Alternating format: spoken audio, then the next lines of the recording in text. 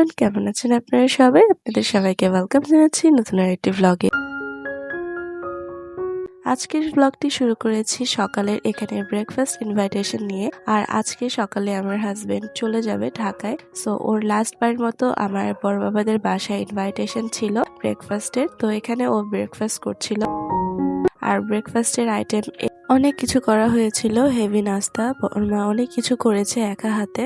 এগুলো ছিল পরোটা, chicken plus ডাক কারি প্লাস রসমালাই। তো এগুলো খাচ্ছিল। ও বলছিল যে আমি জার্নিতে এত হেভি খাবার খেতে পারবো না, বারবার এটাই বলছিল। আপনারা এখানে জিজ্ঞাসা করতে পারেন যে আমি এখানে বড় মা বা বড় বাবা কাকে বলছি। বড় বাবা অ্যাকচুয়ালি আমি বলি আমার বাবার বড় ভাইকে, তাকে আমি বড় বাবা বলি এবং তার ওয়াইফকে আমি বড় মা বলি। তো এখানে আমি তার কথাই বলছিলাম যে তিনি ব্রেকফাস্টে অনেক কিছু করেছেন। আর এখানে আমি আমার হাজবেন্ডের জন্য, ও প্রতিদিন আমাদের গ্রামে যতদিন ছিল দেশি হাঁসের ডিমের এটা ব্রেকফাস্টে ওর সবসময় ছিল, তো সেটা এখানে ছিলছিলাম। পরে ও বলছিল যে আমি অলরেডি অনেক বেশি খেয়ে ফেলেছি, আমি আর কিছু খাবো না, আমি এখন তোমাদের জমির ওদিকে একটু হাঁটতে যাবো লাস্টবারের মতো দৃশ্যটা দেখার জন্য ওখানে যেতে চাচ্ছিল। আর এই যে দেখেন, যেদিন ও চলে যাবে সেই দিন এত পরিমাণে কুয়াশা পড়েছিল, পুরো অন্ধকার হয়েছিল, মানে দেখাই যাচ্ছিল না সামনের দিকে।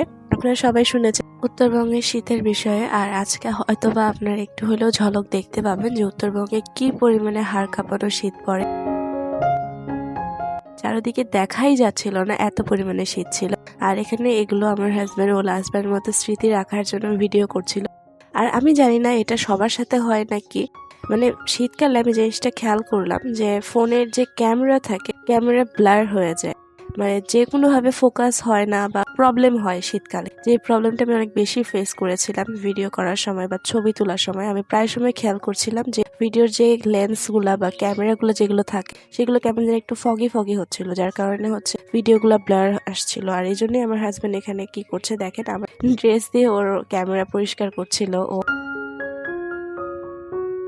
তো এখানে আমরা দুইজন এখানে দাঁড়িয়ে থেকে শীতের এই সুন্দর পরিবেশটি উপভোগ করছিলাম কিছুক্ষণ। আজকে শুরু থেকে আমার মনটা অনেক বেশি খারাপ ছিল, কারণ সে চলে যাবে। সেজন্য এতদিন আমরা দুজন একসাথে এই পুরো গ্রামটা ঘুরে বেরিয়েছি। আর ও চলে যাওয়ার পর আমি আরো 3-4 দিন থাকবো এখানে গ্রামে, যার কারণে আমার কাছে একটু খারাপ লাগছিল যে ও চলে যাচ্ছে অথচ আমি এখানে থাকবো একা একা। মানে বারবার মনে হবে যে এখান দিয়ে হাঁটছিলাম আমরা, এখান দিয়ে গিয়েছিলাম, এসব মনে পড়বে। তো এসব মনে করে করে আমি একটু মানে মনে মনে ভিতরে ভিতরে খারাপ লাগছিল, কিন্তু আমি এগুলো ওকে বলিনি, কারণ বললে ও হয়তো বা ওর ফ্লাইট ক্যান্সেল করে দিতে পারে। সো থাক, দরকার নেই ওকে জানানোর। এরপর আমরা বাসায় চলে আসি, আমার বড় বাবাদের বাসায়। আর বাসায় এসে এখানে আমরা সবাই লাস্ট বারের মতো প্রে করছিলাম জার্নির আগে। তো এখানে সবাই প্রে করছিল, প্রে করা শেষ করে আমরা রওনা দিচ্ছিলাম হাইওয়ের দিকে।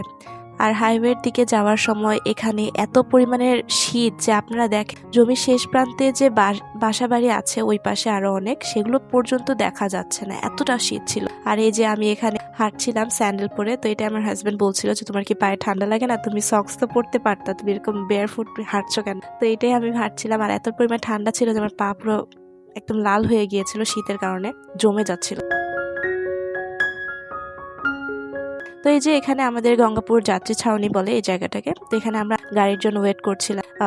ইউএস বাংলা থেকে গাড়ি পাঠানোর কথা ছিল, তো সেই জন্য এখানে আমরা দাঁড়িয়েছিলাম, গাড়ির জন্য ওয়েট করছিলাম। ফাইনালি গাড়ি চলে আসে আর আমার হাজবেন্ড চলে যায়।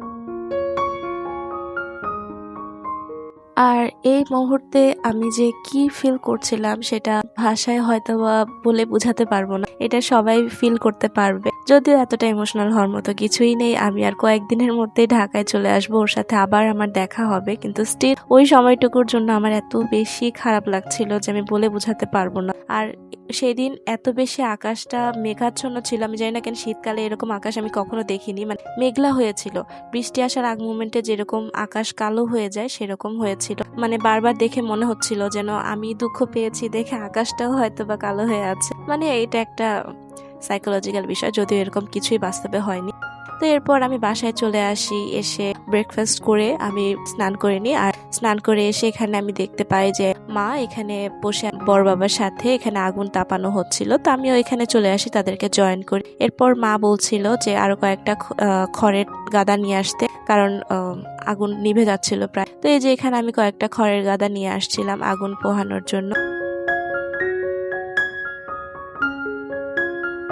তো এরপর বাবা চলে আসে এখানে, আর এখানে বাবা, মা, বড় বাবা সবাই মিলে এখানে গল্প করছিল। এরপর সন্ধ্যা হয়ে যায়, আর সন্ধ্যা হওয়ার পর আমার দুজন ভাতিজা ওরা আমাকে বলে পিসিমা চলো নাস্তা কিনে দিবে আমাকে। তো ওরা জেদ ধরে, তো এখানে এসে ওদেরকে কিছু চিপস আর স্ন্যাক্স কিনে দিই। তো এই ছিল আজকের ভ্লগ। আশা করছি আপনাদের সকলের ভালো লেগেছে। ভালো লেগে থাকলে চ্যানেলটি সাবস্ক্রাইব করে ফেসবুক পেজে ফলো দিয়ে পাশে থাকবেন।